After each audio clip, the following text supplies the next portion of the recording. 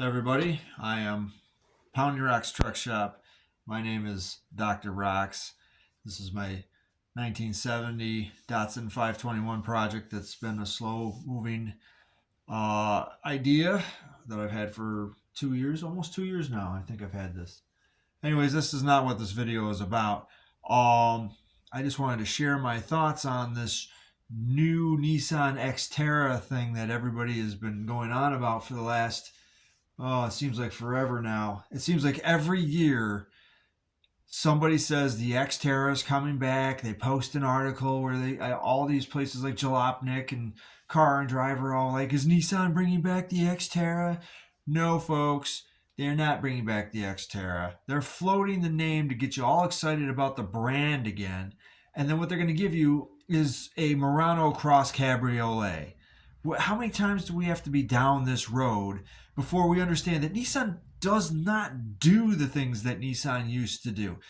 They are not bringing back the 240SX. They never will bring back the 240SX until it's way too late. And if they do bring anything back cool, do you really want something like what Disney Plus has been doing? Which is like they're going to bring back a brand name, a household name, and then they're going to make it into an EV, or they're going to make it into something ridiculous that has nothing to do with what the original concept was. So what I'm seeing online about the new Xterra is that it's going to be based off of an Infinity CUV. They're going to give it an off-road look, and it's just going to be that. It's just going to be a CUV like the Bronco, or like the Bronco Light is what it's going to be. It's just going to be the Xterra Light. You're going to look capable. It's like another Pathfinder, the new Pathfinder. It does not. You can't put a winch on it, and that's the real question that any off-roader should just be asking about any vehicle that is claimed to be an off-road vehicle. Is like, can you mount a winch to that? No, you can't. Well, then that's not an off-road vehicle. It's really the only litmus test you need, because you can give it four-wheel drive, all-wheel drive, continuous, synchronous, whatever, and it still is based off of a car. And you're not taking that up there. I mean, think about it. The Rogue, take the Sentra and the Rogue.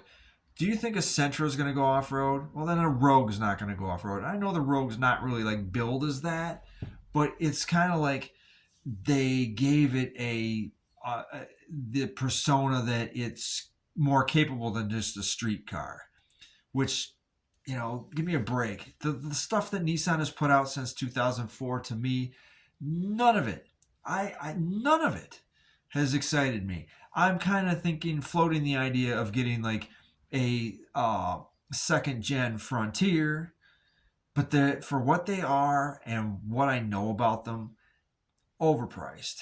Now the current Nissan, they don't even know if they're going to exist. Like, they were trying to pander themselves to Honda, and I already had my thoughts on that in another video, where I thought that Honda should just make Nissan a subsidiary, which that's kind of what was going on. And they say, you're building sports cars and pickup trucks. And I would have been like, yes. But no, no, no. And Nissan was like, no, we want to have, equal share, or a higher level share of this relationship.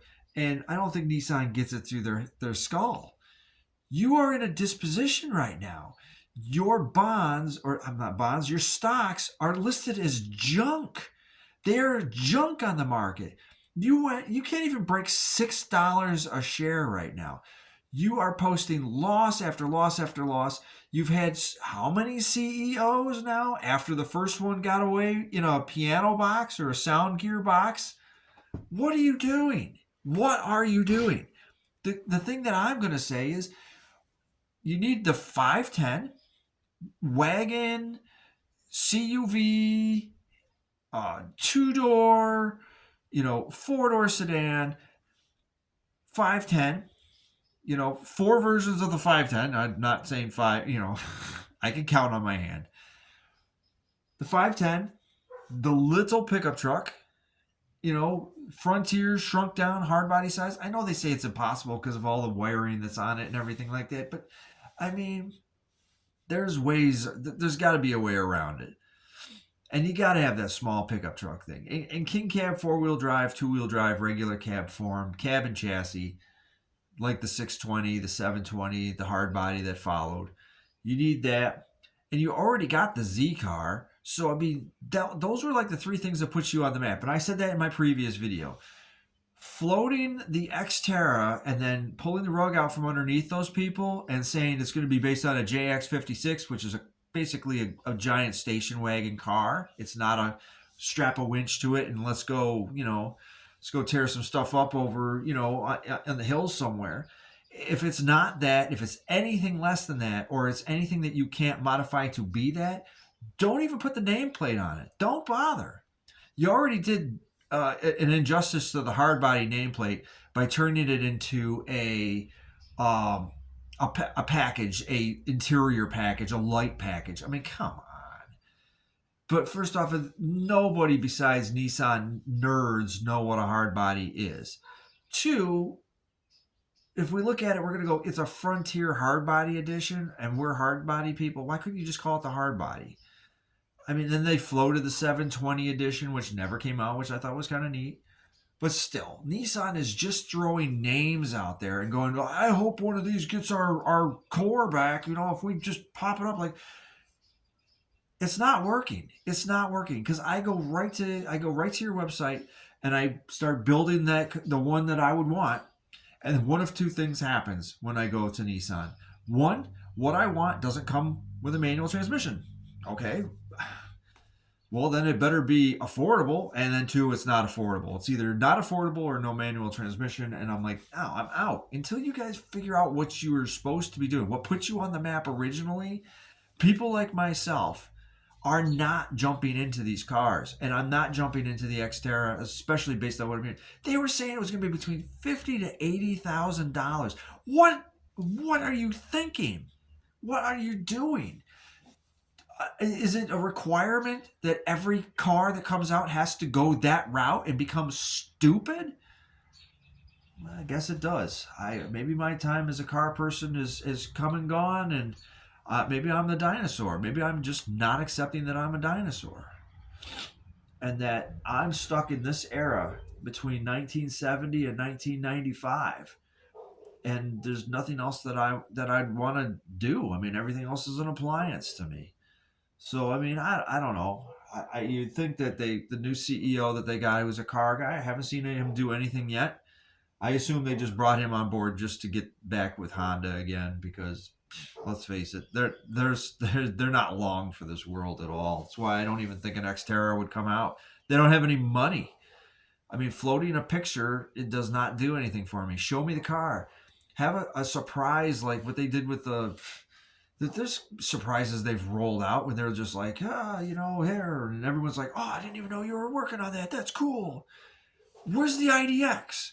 Where's the IDX? I would buy an IDX. At my age, my situation, where I'm at, and financially, I'd buy an IDX. Make sure it's a 4-cylinder and it's a stick, rear-wheel drive car, just like that. That was supposed to be your basic 510 element. That would be my next car, guaranteed. If it was rear-wheel drive too, I mean, you don't have to do the research. You already know how to make rear-wheel drive cars. You did it all through the 50s, 60s, 70s, and a good portion of the 80s. So don't tell me you got to sit there like, we don't know how to make rear-wheel drive cars anymore. BS. You do. Go open up that file cabinet, blow the dust off of it, and figure it out, because no one wants to spend $50,000, $60,000, $70,000. Nobody has $50,000, $60,000 to spend on a car that they might enjoy. Otherwise, you're stuck spending $30,000 on something that you loathe to the day you trade it in. That's you're off your rockers. So that's just my thoughts on the whole matter. I'm an opinionated Nissan guy. I'm a truck guy, but I would own a 610 in a heartbeat. A 610 two-door hardtop coupe for sure. A four-door sedan, sure, and a 620. And if they did a modern take on either one of them, if they came out with a 620 and it was styled similar to the 620, but it was kind of neat, a little turbo 4 or something like that. take my money. I just, like a zombie, I'd walk right into the Nissan dealership like, you have 620? And I would buy it. You know, that's what would happen to me. I guarantee that.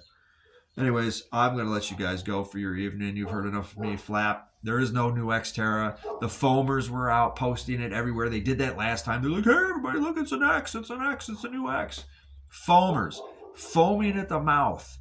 You know, that's what we call them. Foamers. They foam at the mouth because they're like, Xterra, holy shit.